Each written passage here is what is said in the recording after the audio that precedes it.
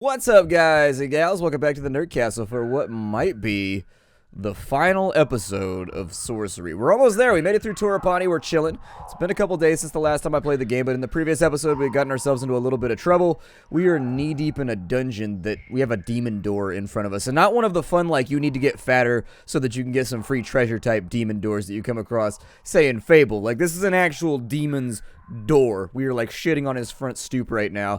And so we go left. The rock of the wall passage turns from natural stone to something carved and shaped by ancient hands. There is the occasional mark of lettering, now half rubbed away from time, spelling some ancient message of doom. Then the passage ends quite abruptly in a sealed door. Well, we can't escape. The orcs lowered us down in here. We did find a way out, actually. We could totally just bail and be like, nah. But we could also be a demon slayer and then be lauded for all eternity as a hero. I think I would rather do that. I feel like the potential rewards, I mean, it's medieval times. We're probably only going to live until we're like 17 anyways before we die of appendicitis or something.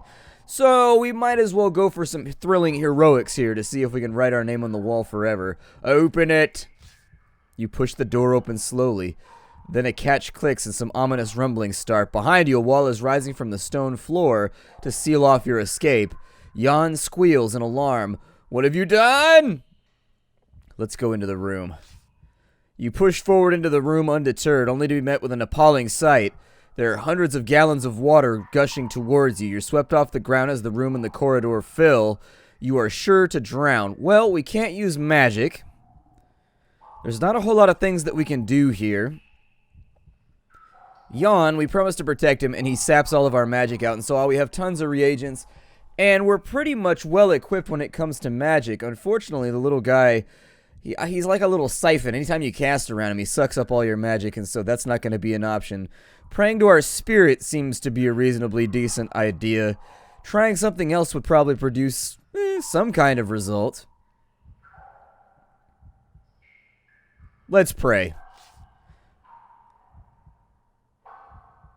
You mutter a quick prayer to the Vixen, your spirit, but you do not feel its presence near. Of course, you have called upon such help already, and it will not assist you again. Yeah, like a week and a half ago. He said a couple days. What's the point of having a deity if it doesn't do anything for you? Like the worst plan ever. Like, listen, we're going to have a one-sided relationship. You're going to love me. I'm never going to show up or help you with anything, but I'm going to take credit for everything you do and be like, ooh, it's all part of my works. No, absolutely not. Do some tangible physical shit or I'm not helping you. Little Jan just vanished away from sight, whisked away by the water, but you were determined to escape. You begin to hunt rapidly through your pack for something that will aid you, but no one in the history of the Shamutati Hills has survived the demon's deluge. You are still desperately thinking as the air leaves. Oh man, I was trying to... See, sometimes I feel like they just kill you without giving you enough options. You have drowned in the forgotten hole. So since we managed to get ourselves killed, I think I'm going to try and find a way out of this place. I rewound it. I'm going to try and find a way out this time. We're going to go right instead of going left, and we're just going to see what happens. I've tried every single option off camera to try and get through the deluge, and we can't do it. We have no item, we have no magic, we have no nothing, and so unfortunately bringing Jan along has really kind of screwed our adventure over. Bad idea. Don't take Jan is the lesson I would tell you. Let's go right this time. You turn right, creeping slowly forward. The passage slopes down a short way, then ends in a T-junction. Two stones are stacked on top of one another against the wall here. Examine the stones. There's nothing special about them except one is on top of the other. This is the ever-present, or at least the not-so-commonly seen mating ritual of the stones. We'll go right again. The tunnel twists and bends sharply as if carved by a river now long since dry away. You lose all sense of which way is which except to keep going forward where the tunnel splits. There's a stacked pair of stones here as well. You move through the opening in the right wall. The going is suddenly more difficult, and you realize that the tunnel is climbing at quite a sharp gradient. Little stones rattle and roll away downwards into the dark. At the highest point, the passage you were following finishes at another fork.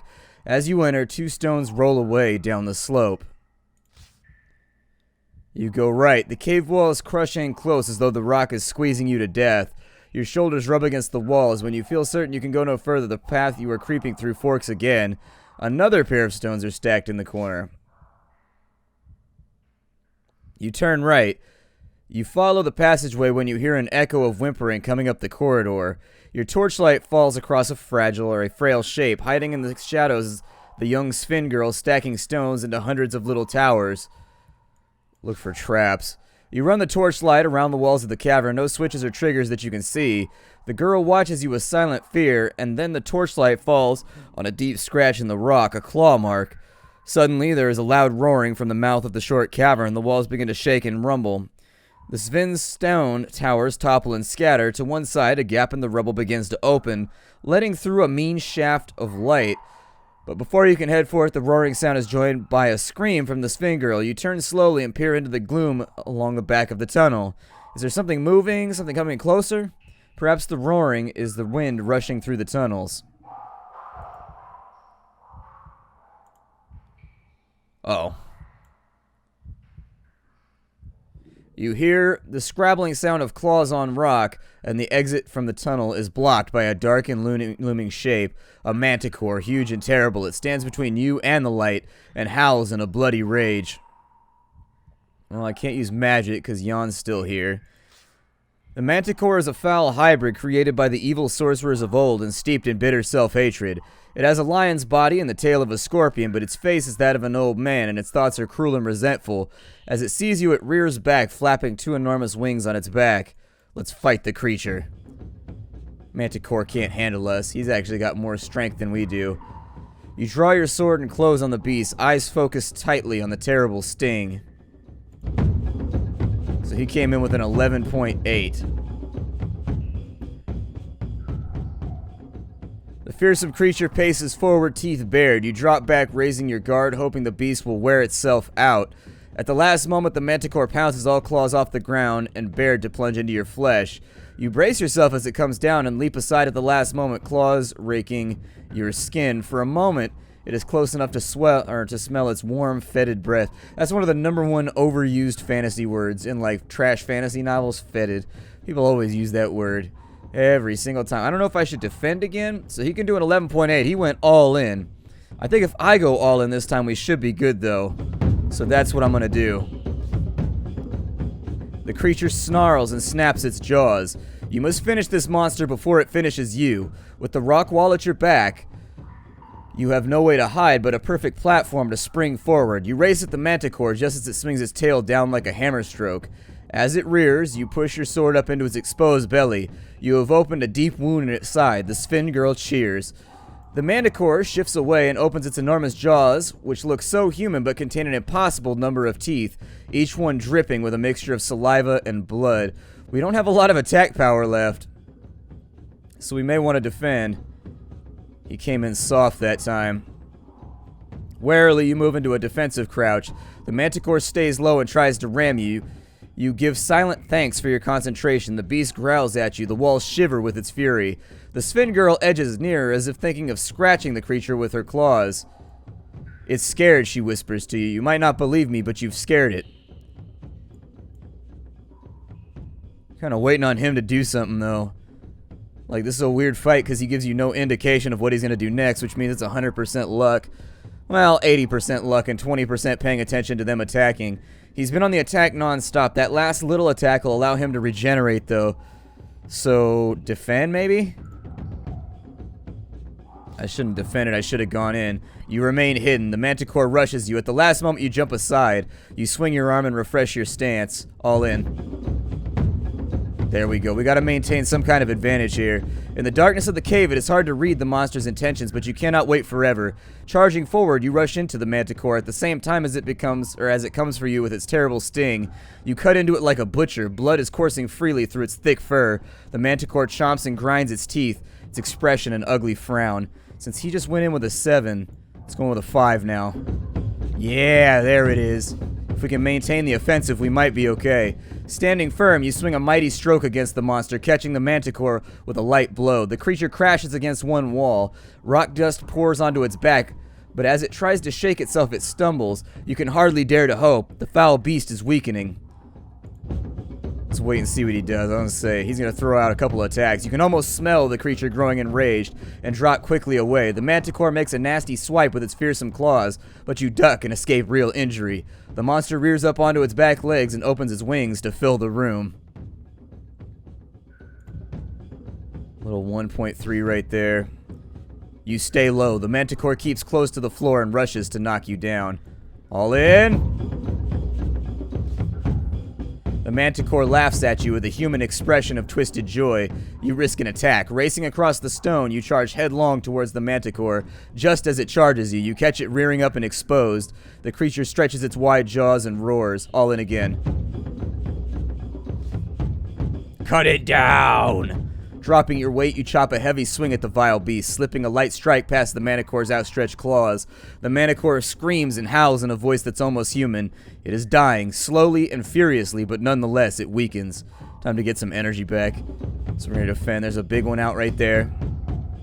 You sense the creature getting angry and move quickly into a crouch. The manticore whips out with its terrible sting, but you leap to the side in safety. You adjust your grip and shift your weight. Man, he's non-stop attacking this entire time. You keep yourself covered. The creature snaps with its knife-like teeth, but you knock it back with your sword hilt. The manticore roars. The ground itself seems to shake with its anger. That was probably a waste. I was hoping that would kill him. We're so close. You spy an advantage, the kind that can change the course of the battle. Bellowing, you race at the manticore, catching it with a passing cut. It curses you in an almost human tongue. In we go. Ah! Back against the rock, you deliver a ferocious stab at the foul creature. Your sword blade seems almost to be possessed. It finds its way past the manticore's sweeping claws, through its thick hide and down into its ancient, cruel heart. For a moment, it howls loud enough to make the walls shake, and then everything falls very, very quiet. 7 stamina lost, and apparently that counts as skilled swordplay. We'll continue. The only noise in the chamber is the hammering of your heart and the quiet breathing of the Sven girl, when the Minimite breaks out into a loud cheer, whooping and punching the air. You bow to him. Thank you, the Sven girl murmurs, then tugging your arm this way, she leads you towards the light through a gap in the rocks to the pool of sunlight in the first cavern. You wave the torch, hoping to attract attention.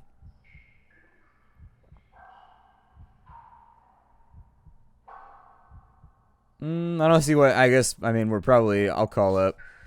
Are you up there? I have her. A Sven face appears over the lip of the chimney, casting a narrow shadow. A moment later it disappears, then something drops down. A rope with a basket on the end. The girl first, calls a voice from above. It's Proteus. You lift the girl into the basket and call up. Haul away. The Svens give a great cry and begin to pull, and the basket slowly starts to rise, spinning as it goes. The girl waves to you as she disappears up into the sunlight, and then she's gone. A minute passes and nothing. They've left us to die, yawned Whisper, shivering on your shoulder. Another minute, still nothing. No sign of sound or movement from above. The tunnel echoes very slightly, a noise from the depths. Perhaps the manticore was not alone. You wait a little longer, settling down on your pack. You can imagine the celebration going on above ground, the tears of grateful reunion. No surprise if they lose track of you down here in the dark, and then sure enough, the basket and the rope tumble down. You clamber quickly in, and they haul you up. Above ground, the chief himself helps you out onto the grass. His daughter is with him, clutching his hand. My daughter says that you fight bravely. For that I am grateful. I invite you back with us. Back to Torapani, will you come? Yeah, let's go. I'm done with these devil shenanigans. Trying to get some health back, too. You will take what you were offered. You nod. I will come. As you enter the village, it erupts into celebration. You are given a place to stay and recuperate from your long journey. A visit to the healing priest treats your wounds, and when you emerge, it's to find the village before so somber and silent, now in full life. Flowers are tied to every rooftop, and bands of Svens are playing music on long, strangely shaped lyres. You find a quiet spot under a tree to watch the festivities, drowning your demons in glasses of thick blood wine brought to you by the children. That night, you sleep heavily and rise the next morning to continue your journey. The chief meets you before you go. My good friend, he declares, you have saved us. He presses 2 gifts into your hands. A pouch with 10 gold pieces, a fortune for a place like this, and a key. This will open the south city gate of Carre, he tells you. I hope it is of use.